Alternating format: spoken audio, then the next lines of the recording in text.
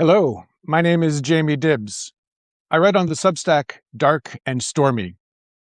I'm going to be reading the first chapter of a new serial that I will be posting on Dark and Stormy starting in February. And this is called Penny Black. So thanks for listening. And I'd also like to thank Erica Triton and this Top and Fiction team for organizing this great collection of readers and voices. So Penny Black, to be serialized starting in February. She wore no makeup, hid her body in the blocky canvas gi, and jailed her black locks in braids. But her face was her face, and maybe Daigo wanted to hurt something pretty. She didn't think his hostility was directed at her, at Penny Lee, or any of the other names she might go. It's just that when she was unlucky to be partnered with him at the end-of-day practice of kata, rote forms, he went berserk, flipping her and slamming her on the mat. The thwack caused the students around her to stop and look. Their attention, not getting hurt, was what she feared. Daigo could inflict pain on her, but attention, blipping on a distant radar, could get her killed. Penny had washed up at Shimura's dojo like a corpse on a winter beach. Knee-walking, rolling, grappling, merging. Separating, engaging ki, energy. Acting in harmony, the way, the truth. Shimura was good at uttering a veneer of sacred words over his pursuit of violence. Well, to hell with the truth and the way. Penny just wanted to get lost in the ritual training until she could think of a better place to hide. Hoisted among snowbound peaks, the compound felt removed from worldly dangers. The snow's hush was a lullaby. She didn't disturb it with anything like a word to the other students. She wanted nothing from them, least of all their gaze. They had nothing to do with her, or so she thought until the new guy, Daigo, made it his business to be her tormentor. Shimura's style of Aikido was aggressive, but came with a worldview. Daigo just wanted sadism. He trailed her constantly, in the canteen, crossing the grounds. She was the only woman currently in training, and he smelled her anxiety. Penny wasn't scared of him, exactly. The fear he picked up emanated from her more general paranoia, but it egged him on. She sought her footing. They were about the same height, but Penny was a dryad to his bullish gnome. Daigo swung an axe kick. She scrambled quickly enough, and the two regarded one another with a new mutual disgust. He taunted her with a condescending bow. Tough guy, pretending to be nice to the girl. She responded by launching her toreshit, applying a throwing technique, but her thoughts drifted to muttering the right word in Japanese to tell this guy exactly where he could put his swoop. Penny paid for the lapse of concentration when he thrust his hand, fingers extended, to deliver a knife chop.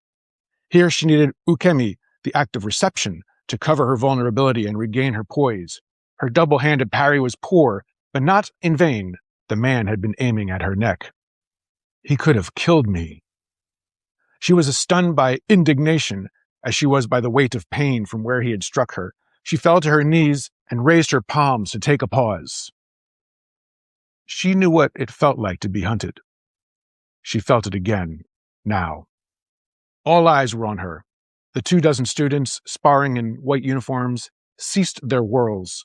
Shimura's main hall was a wooden, high-ceiling vault over a lake of cream tatami mats. The bust of Shimura's father, at the far end of the hall, regarded her without sympathy. The sensei was not present in the dojo. Taka, one of his black-belted acolytes, ranked 2 dan, was substituting to take the students through their routines. Surely he must have seen Daigo's transgression. Aikido was meant to be peaceful, the practitioner yielding to an attack rather than meeting force with force, submitting to the reality of nature. Peace and harmony? Yeah, right. When it came to nature, the master hewed toward predators devouring prey. Shimura taught a style he claimed to have invented, Soke, total Aikido. Most sparring sessions at Shimura's dojo ended up as a violent carousel. That's what drew all these men. But this wasn't sparring time. The dojo, even Shimura's, had rules, especially around propriety, and the newbie Daigo was skirting a line. She didn't want a confrontation. She wanted to train, to breathe, to turn her body into an automaton and not think about the rest of the world. But the rest of the world was here, incarnated as this jerk. Penny snapped her canvas jacket straight beneath its white belt. "Want to fight the Hafu girl?" She took a step back, clearing space. The neighboring pairs of students had dropped the pretense of practicing to watch the dust-up unfold. Daigo adjusted his stance, face pinched by malevolence. She pointed at her chest. "Hafu!" Her Asian half was Chinese, not Japanese, so she wasn't sure if the term applied to her, but right now the distinction didn't seem to matter. They circled, the other students backing away to open more space. "Yamate!" shouted Taka. "Stop!" She relaxed her guard, waiting for Daigo to receive a dressing down. But Taika aimed his little lecture at her. His Japanese was too rapid for her to catch all the words, and his tone was polite and controlled, but she got the gist. He was kicking her out. Only her. She relaxed her. Penny stared at Taka in amazement. Daigo maintained a discreet silence, head bowed but eyes tilted upward at her, laughing. It was just as well that her mouth and tongue couldn't form the Japanese word she wanted to spit. Taka was the opposite of Daigo, with a delicate face and a broomstick neck. He was an amazing fighter, one of only 2 black belt students under Shimura's tutelage, the one whom all the other students sought to emulate, the one who commanded their respect. Yet she couldn't mask her resentment towards him. Taka's own expression hardened in response, and she allowed a rebellious thought. "You're the one who paired me with this psycho." She took a breath, allowing contrition to relax her features. Taka clapped his hands, admonishing the others for stopping to watch, but he still didn't rebuke Daigo.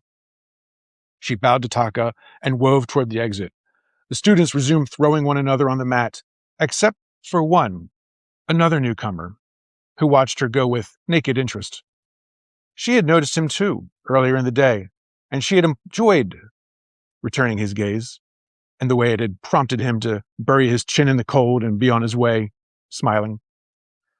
She didn't want his attention now. The pain in her shoulder grew insistent, but it didn't compare to the feeling churning in her stomach, the burn of humiliation, and something more. "I've been set up." She reached the dojo exit, part of her head trying to tell herself to calm down, that she wasn't the victim of a conspiracy, that she had simply screwed up, and now she'd have to work her ass off to earn redemption. And the other part of her cerebral cortex, a part that she had come to trust, the deep well of survival instincts, warned her to stay alert. Behind her, Daigo was working solo on the dummy, grunting as his thick arms struck its red oak. Penny stepped off the dojo's porch into the frozen night. The path led through snowbanks to the center of the compound, where the men's dorms and the canteen leaked soft electrical light. Ice bent the tree branches and froze the leaves, but the wind found its voice whistling through the torii gateway that loomed over the complex. Beyond this huddle of buildings, another route meandered towards Shimura's house and the hot spring. But that was not her direction. Her path twisted through a rougher patch of darkness to the bottom of uneven stone steps. Above perched the women's cabins. Female students were relegated to a ledge overlooking the compound. A quartet of single-room wood cabins, once lodging for hunters, hugged the cliff, with an outhouse clinging to the ledge's corner. There was no electricity, only a hearth and, outside, bundles of kindling. Shimura let the women students shiver out of sight while the men enjoyed hot showers and TV. But for Penny, the solace was worth the hardship, and right now the cabins were empty save hers. She switched on a battery-powered lamp inside her cabin. The red backpack was still there, hanging from its wall hook, holding her change of clothes. The second-hand, yellowed copy of Homer's Odyssey still brightened her rickety table. She didn't trust anyone with her vital possessions, not even here at Yamamizukan, Shimura's school. The physical manifestations of whatever Penny Lee had become, the slender passports, her face in different nationalities, the encrypted phones in their Faraday sleeves, the credit cards with their financial lifelines, were buried beneath the sands in the hearth. She could dig them out, pack her few possessions, and escape this frozen tedium. She had felt safe at the dojo, and there was nowhere else to go. Somehow Daigo, though, made the haven feel more like a prison. He reminded her too much of what lay in store out there. She coaxed the hearth fire and let drowsiness dull her aches and slow the spinning in her mind. The nights were becoming harder, peace elusive. Ghosts invaded her dreams, men from the world. An eyeball dangled from a shattered face. Another's hand struggled with the guts slithering out of his belly. A hypodermic needle wobbled in the chest of a man with sorrowful eyes. Spies, blackmailers, rapists, murderers. That had been her world. Not the last ghoul, though. Hers has been a world of church bakes, simple pleasures and family, the unearned bliss of ignorance. Lately, this innocent maiden, chunky in her white wedding dress, had infested Penny's nightmares. The ghost didn't protest as her body erupted in a dozen bloody wounds. She just stared at Penny like the avatar of blame. Sister. Her sister's murder had left Penny the last of the line. A dead end. The ghost had no sympathy. She pounded her fist into her palm. A toll. Knocks. Penny woke up. The knocks persisted. Penny raised herself from the hearth and its warmth. Whose is it? Exhaustion slurred her words and blunted her alarm. Shimura's rule was clear. No men allowed up here. Taka, sensei sent me. She opened the door and offered a curt bow. Taka was wrapped in a thick robe over his gi. A cone of light shone from his industrial-sized flashlight. He couldn't suppress the urge to peek inside her cabin as if it hid some heavenly pleasure. She moved to block his view of the backpack, better that no one, not even Taka, would even think to ask if she possessed anything up here.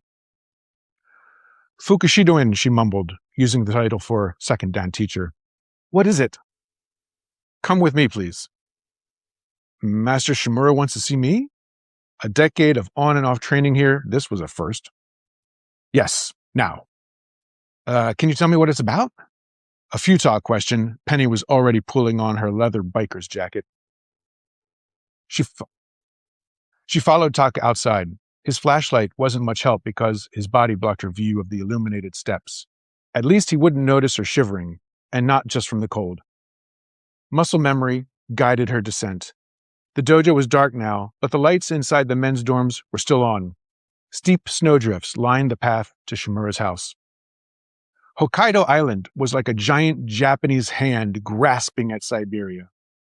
Like many of its houses, Shimura's was built for winter, tall and narrow, with a sharp-cornered roof of iron that glinted dully in the moonlight. The slatted windows offered softly glowing lines, but no interior view. A motion sensor activated the porch light, illuminating the rusty pickup parked to one side. The door opened and Shimura's wife exchanged bows with Taka. Plump rolls of flesh and rosy round cheeks seemed to insulate Mrs. Shimura from the chill. She smiled at Penny, eyes crinkling. She was a constant presence at the dojo, driving the pickup to ferry students or supplies, but she otherwise kept to herself, denying the camp any maternal sympathy. The handful of times Penny had bumped into her outside the house, Mrs. Shimura had offered nothing more than bland pleasantries. Taka and Penny shook the snow off their shoes and left them on the porch. The house possessed a modern, vaguely Western sensibility with pine flooring and stucco walls. The only obvious traditional Japanese touch was a shrine built into an alcove on one side, raised above the height of the door. Several porcelain miniature deities reigned there behind white paper symbols of lightning. Taka paused to clasp his hands and acknowledge the Shinto menagerie. Central heating, a revelation. The wife twittered and Penny gladly handed over the leather jacket. Mrs. Shimura gestured to a row of slippers. Penny stepped into the smallest pair and shuffled after Taka, who made it to the end of the hallway and knocked on a door. He was rewarded with a grunt from within. Taka turned the handle but didn't enter. He was waiting for her, even though he was the senior. Her face must have betrayed puzzlement. Sensei will see you alone.